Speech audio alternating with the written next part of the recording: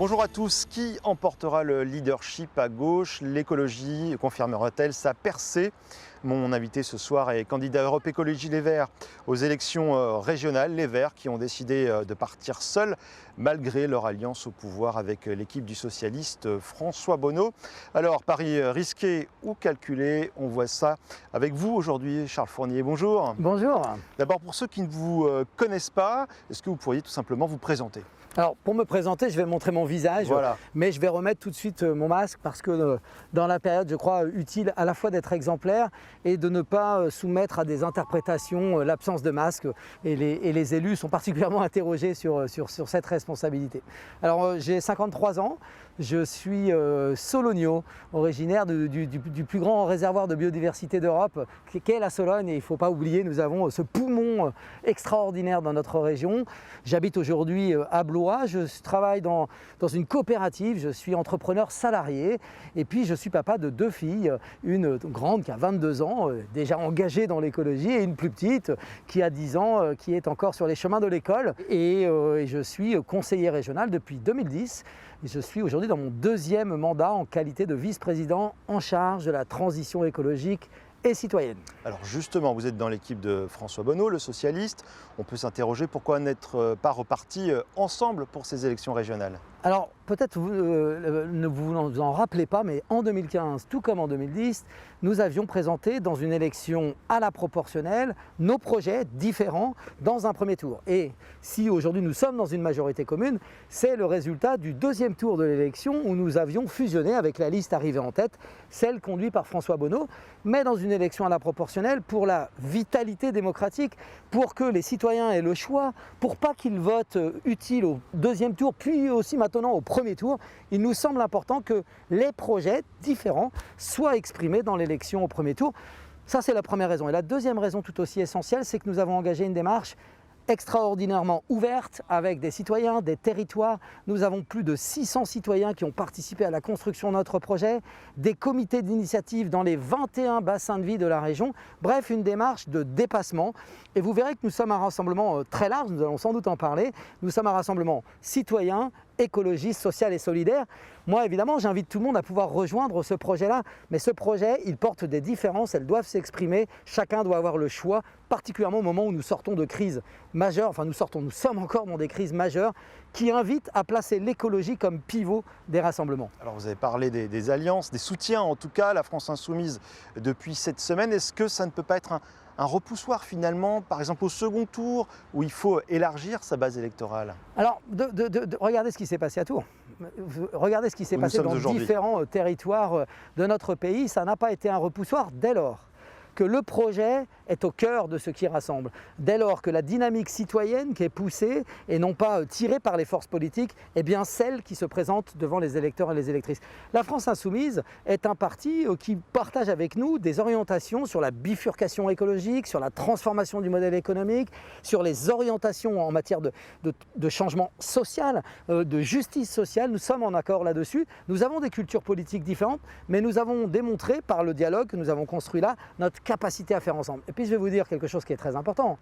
Puisque la France Insoumise est engagée dans ce rassemblement, au 2e tour, ils sont d'accord pour une fusion plus large, pour un rassemblement plus large, pour que la gauche et les écologistes remportent cette région. Ça n'est possible que parce que c'est avec nous. Et nous sommes le pivot, le trait d'union possible d'un grand rassemblement de 2e tour. Et donc vous fusionnerez avec l'équipe de François Bonneau si vous arrivez en tête? Et même si nous sommes derrière, sous condition, c'est toujours la même règle, condition de programme, condition d'alliance. Si l'alliance s'élargissait vers le centre droit, la droite, ça sera sans nous. Si le rassemblement est un rassemblement qui porte l'exigence des transformations à hauteur de ce que vivent nos concitoyens, la crise Covid est une crise sanitaire, mais c'est aussi une crise écologique. Les crises économiques et sociales qui arrivent ont besoin de réponses de solidarité. C'est ce rassemblement qui pourra le porter. Donc bien sûr, nous nous rassemblerons pour faire remporter une nouvelle victoire à la gauche et aux écologistes dans cette région. Alors au moment où on se parle, aucune décision n'a été prise quant au report éventuel des élections régionales. Vous êtes pour ou contre un report? Moi, je suis à ce jour contre un report. J'ai lu avec attention le rapport du Conseil scientifique qui est sorti hier, qui est extrêmement intéressant. Je vous invite vraiment à le lire. Il est équilibré. Il dit évidemment les risques qu'on pourrait avoir aussi au sortir de l'été si on reportait, après une phase estivale où on peut supposer un risque de reprise de la pandémie. Et donc, au sortir de cette période, on aurait des risques extrêmement importants. Et puis surtout, la deuxième raison, c'est que je crois que la démocratie doit triompher. On ne peut pas la confiner dans une telle période. Il faut organiser les conditions pour que la démocratie puisse continuer de fonctionner. Il y a un risque de superposition avec la présidentielle, c'est ce que vous craignez alors aussi? Plus on se rapproche de la présidentielle, plus ça posera un problème. Mais c'est surtout que je crois qu'on ne peut pas repousser par saut de mouton cette élection sans fin. On a l'impression à un moment donné qu'il y a un vrai risque d'abîmer la démocratie, d'ailleurs de montrer que les échelons locaux, les élections locales, ce n'est pas très important, alors que c'est déterminant dans la vie de nos concitoyens. On a beaucoup parlé de la crise. Justement, si vous êtes élu à ces élections régionales, quelle sera la première mesure que vous prendrez en lien avec cette crise sanitaire et économique qui risque de s'amplifier dans les prochains mois ? Alors, je crois qu'il est indispensable de montrer qu'on va s'organiser, qu'on va décider autrement. Et donc, je crois tout à fait nécessaire de mettre en œuvre quelque chose qui ressemblerait à une convention citoyenne pour le climat, mais cette fois-ci avec les entreprises dans notre territoire, avec les salariés, les chefs d'entreprise, pour imaginer ensemble les transformations de modèles que nous pourrions engager dans cette région. Ça me paraît central. Est-ce qu'il y aurait des mesures d'urgence ? Dans les mesures d'urgence, il y en a déjà qui ont été prises en cette fin de mandature. Je crois qu'évidemment, il y aura d'autres mesures d'accompagnement, par exemple du monde de la culture, où il faudra que la commande publique assure pour les acteurs de la culture une relance de leur activité. Il faudra des mesures pour le monde associatif. Il faudra des mesures complémentaires, probablement, pour réorienter les activités économiques. Par exemple, la conversion écologique de notre patrimoine industriel dans notre région.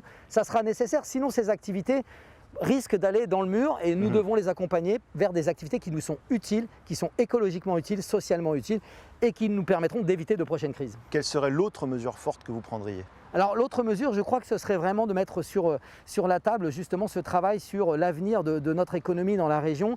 Je crois par exemple très fortement à l'idée de la relocalisation de l'économie et je voudrais soutenir des manufactures de territoire, des manufactures coopératives de territoire pour relancer des activités artisanales, des activités de production de biens de première nécessité dans nos territoires. On peut soutenir dans tous les territoires ces lieux de fabrication.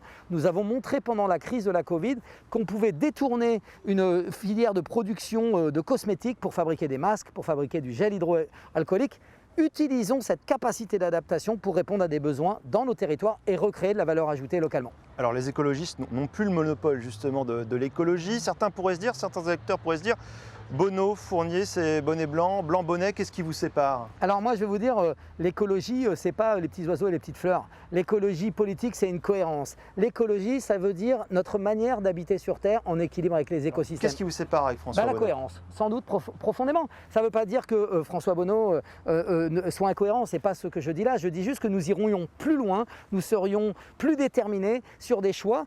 Pendant cette mandature, par exemple, nous nous sommes opposés au financement des compagnies low cost pour les aéroports. Nous nous sommes opposés à des financements pour des entreprises qui ne nous semblaient pas avoir de valeur ajoutée et pire, avaient des impacts négatifs pour nos territoires d'un point de vue de l'écologie, d'un point de vue social. Donc nos différences, elles sont sur des sujets concrets pour notre région et nous irions évidemment plus loin sur ces terrains-là. Justement, l'aéroport, parlons-en. Tout le monde ou presque est d'accord pour arrêter les subventions à Ryanair. Mais cet aéroport, alors, est-ce que vous le gardez, est-ce que vous le fermerez et dans quelle stratégie plus globale il s'inscrit par rapport notamment à celui de Châteauroux ? Alors moi je vais vous dire, on est dans un pays assez particulier de ce point de vue. Nous avons aujourd'hui un aéroport pour environ 4 à 500 000 habitants dans notre pays. En Allemagne, c'est un aéroport pour 2,5 millions d'habitants. Moi, ce que je pense, c'est que la question des aéroports devrait être une question nationale et pas une question portée par les territoires. Parce que qu'est-ce que ça induit ? Ça induit une compétition pour avoir chacun son aéroport. En Nouvelle-Aquitaine, il y a 11 aéroports. Chacun voudrait avoir l'aéroport du futur. Châteauroux se bat avec Tours en disant qu'ils vont être le nouveau Notre-Dame-des-Landes. Le problème que nous avons aujourd'hui, c'est que la croissance du trafic aérien jusqu'à la crise n'est absolument pas compatible avec les courbes, les trajectoires fixées par la COP21 et pas compatible avec la loi française. Et donc vous, votre avis, vous en faites quoi ? Il faut réduire, réguler à la baisse le transport aérien. Donc le transport des greffes, tant qu'on n'a pas d'autres solutions, on a sans doute besoin de l'aéroport de Tours, tant qu'on n'a pas étudié d'autres pistes. Donc vous n'excluez pas de le fermer à long terme ? En fait, ce n'est pas à la région d'en décider, puisque la région n'est pas, vous le savez, propriétaire de cet aéroport. Par contre, si vous me parlez de Châteauroux, nous en avons la maîtrise. Et Châteauroux, moi je le conserve parce qu'à Châteauroux, nous avons des activités de maintenance des avions. Il faut bien les entretenir. Mais à Châteauroux, je m'oppose au financement de compagnies low cost pour des vols vers Ajaccio, vers Toulouse ou que ne sais-je. Et donc, il faut imaginer une concertation bien plus large pour décider de l'avenir des aéroports. Nous en avons trop dans notre pays. Il faudra faire des choix. Et d'ailleurs, on le voit bien. Ils n'ont pas de modèle économique. Et tant qu'ils n'ont pas de modèle économique, est-ce qu'on va continuer à mettre de l'argent public pour une activité qui n'a pas de modèle économique? Ma réponse est non. Vous parlez de l'échelon national, justement, on va parler de la présidentielle à présent. Éric Piolle, le maire de Grenoble, le maire écologiste de Grenoble, était à Rochecorbon la semaine dernière. Probable candidat en 2022, est-ce que c'est votre candidat ? Alors à ce stade, ce qui me paraît le plus important, ce n'est pas d'imaginer qui sera le candidat de qui, mais plutôt comment tous les candidats putatifs pourraient se parler, dialoguer, pour imaginer un rassemblement, pour imaginer un dépassement des pratiques habituelles. Et alors dans le cadre d'une primaire, vous voteriez pour quel candidat ? À ce stade, j'avoue que Éric Piolle représente pour moi, avec son arc humaniste, quelque chose dont je me sens proche. La majorité qu'il a dans sa municipalité correspond aux accords que je viens d'établir pour les régionales. L'écologie véritable, au contraire de Yannick Jadot ? Non, Yannick Jadot, moi je l'ai aussi soutenu en 2017. Il a plein de qualités. Je pense que c'est aussi quelqu'un qui a les pieds sur terre. On a la chance d'avoir plein de bons candidats. Il a fait un appel lancé à la gauche que je trouve tout à fait pertinent. Mais simplement, je crois que l'arc que représente Éric Piolle est peut-être un arc plus susceptible de rassembler. Et donc mon choix à cet instant est plutôt sans doute du côté d'Éric Piolle. Ce que je veux en tout cas dire, c'est qu'on parle beaucoup de la présidentielle, mais on parle peu des législatives. Et vous le savez, si chacun appelle à une transformation de notre République, nous avons besoin d'une assemblée qui soit représentative justement des changements que nous voulons conduire. Donc les législatives sont aussi importantes que la présidentielle, il faut aussi penser à ça. Et ce n'est pas simplement le choix d'un homme ou d'une femme pour la présidentielle, c'est bien quelle majorité, quelle démocratie pour notre pays pour réussir tous les changements que nous devons. Souvent les résultats législatives suivent ceux des... Oui, ce qui est un problème avec l'inversion du calendrier telle qu'elle a été faite. Mais dans un pays qui aurait un régime parlementaire beaucoup moins présidentiel, évidemment qu'on s'intéresserait beaucoup plus à l'Assemblée et ce serait d'ailleurs, je pense, en termes de vitalité démocratique, nettement plus pertinent. Un tout dernier mot justement encore sur les candidats écologistes à la présidentielle. Est-ce que le EELV n'a pas un problème d'incarnation finalement? Parce que jusqu'à présent, il a fait passer le programme au-dessus de tout. Est-ce qu'on manque peut-être d'un leader, d'un ou d'une leader? Je crois que dans l'essence même de l'écologie politique, la question du leader n'est pas la question absolue. Malheureusement, on a un système démocratique qui est présidentiel, qui donne la primeur à la personnalité et fait presque oublier parfois le contenu. Je crois que depuis quelques années, nous avons eu des victoires qui montrent bien que nous sommes sur un chemin qui est élargi. Et je crois que nos leaders nationaux aujourd'hui sont des figures qui gagnent. Et regardez aussi, peut-être, le président Macron, quelques années avant son élection, n'était pas une star absolue. Et finalement, le chemin l'a conduit vers la victoire. Donc j'espère que nous arriverons à dépasser cette seule question du leadership, de l'image, pour qu'effectivement, ça soit le projet de changement, de transformation. C'est ça le plus important aujourd'hui. Les 10 années à venir sont déterminantes et il faut un président, une assemblée, des territoires qui soient prêts à engager les changements. Merci beaucoup Charles Fournier pour cet entretien ici sous le soleil des bords de Loire à Tours. Voilà, c'est la fin de cet invité. Merci à vous de nous avoir suivis. Très bonne soirée sur TV Tour Val de Loire.